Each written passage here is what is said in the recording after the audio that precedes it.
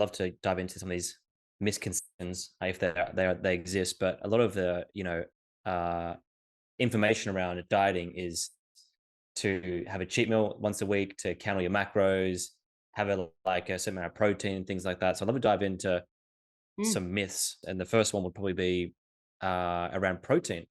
They say for someone to build muscle mass, this is what I've heard at least, you need to be Mhm. having around about 1 or 2 grams of protein per kilogram. So if I'm weighing 70 kilograms, I might be having Mm. 130 or whatever it is. Is that accurate or is that not so correct?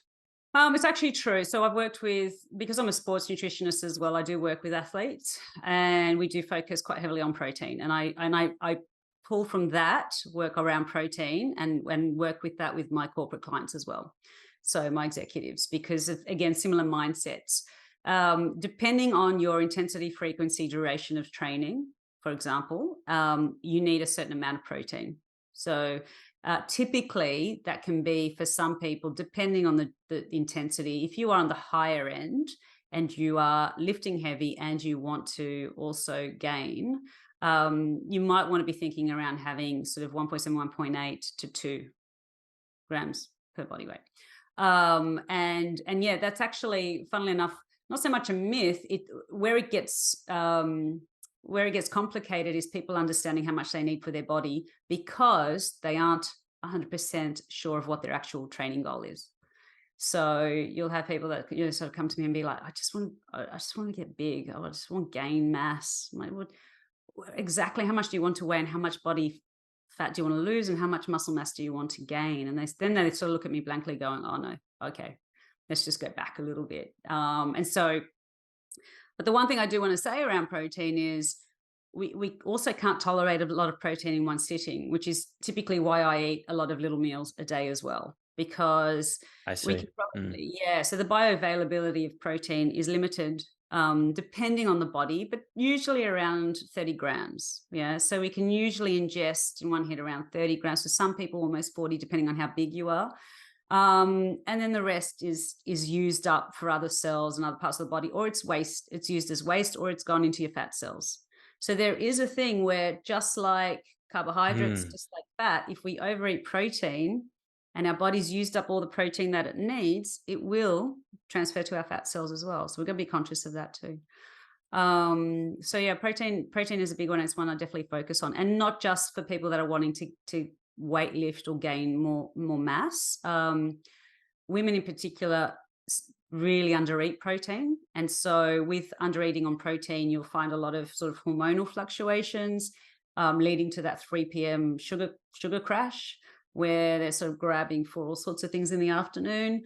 Um, what's termed as sarcopenia. So from the age of 40 onwards, we actually break down muscle mass, right? So 40 to about 80, we can expect, if we don't do things like eat protein and do resistance training, to break down almost 50% of our muscle mass.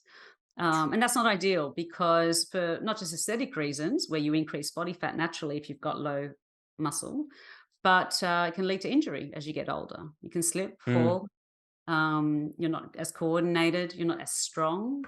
So there's many reasons why protein actually is quite important in the diet, I feel. Yeah, and an example of so I'm in the Philippines at the moment, right? And the big thing about here, especially in non-city areas, like I'm in more provincey area at the moment, it is very hard to find. It's not hard to find. It's just more difficult than Australia.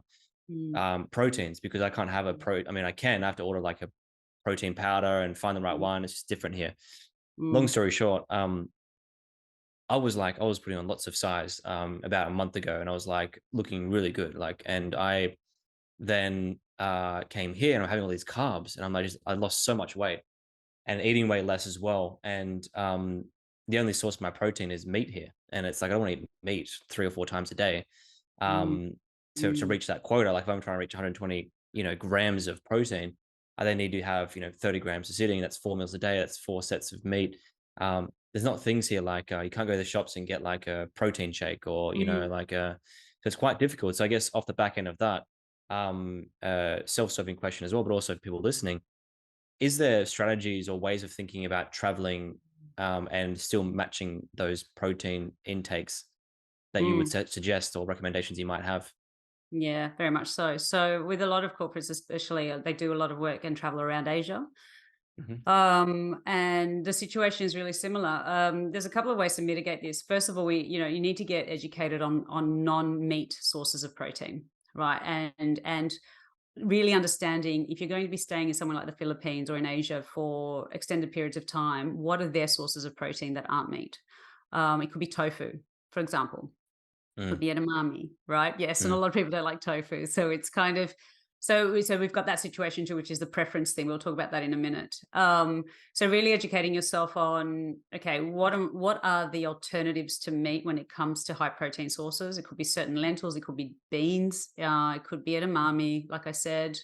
And in the Philippines, I mean, they do have other options, eggs, for example. So if mhm, you're an egg eater, um, and so that part of it is you can start to derive aspects of that diet into your diet, incorporating it mm. where you're not having to eat meat that often. Right. Um, what I what I also so that's the whole food part of it. What I also am a huge fan of, and I really talk about this with clients too, is depending on how long you're staying, if you're only staying there for a week, for example, some clients usually travel for a few days or a week. I highly encourage that you take things like your protein powder and your protein bars with you. Okay.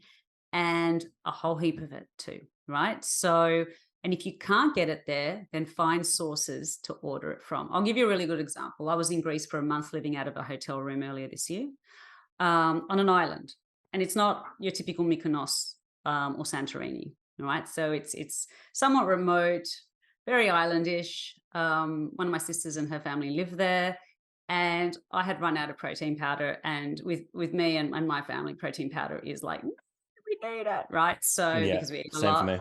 yeah. And so then I sourced. I had to do my homework, and I sourced a protein powder that got shipped from Athens to the island.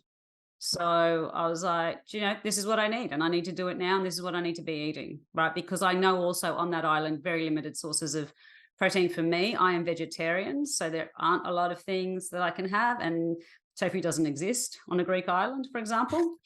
So it was one of those things, and it did come, which was great. I actually thought it may never have arrived to the island, so it did come. So that's another way of sort of mitigating. It's like doing your research and going, right, what's a major city? Can I research online where I can get my alternative? Yes, there's synthetic versions of protein, but at least I have that support for while I'm away and Yeah. traveling. The other part of that is, again, as I said earlier, just doing your research on where you're staying, what type of food they eat. This has happened many times to me because we lived in Asia for 6 years, and Oh, really, whereabouts? we were in Singapore for 6 years. Ah, beautiful. Nice. Yeah. We did a lot of travel around Asia, and I know it all too well, and I know how limited it can be, even the provinces. And again, just having that understanding around, right, what can I use? What can I eat? Are you somewhere where there are easy fish sources or easy plant-based sources of fuel for protein? But what I really do encourage with a lot of the clients is, especially when you're traveling, try and limit the starches, especially the carbohydrate starches, because it's not going to feel so great when you come back. It's not, they sort of come back feeling very bloated, possibly having put on a little bit of body fat, feeling very tired, very drained. Yeah. Thanks for watching this clip of the Getting Mental podcast. If you like this clip, check out the full episode here or more clips here.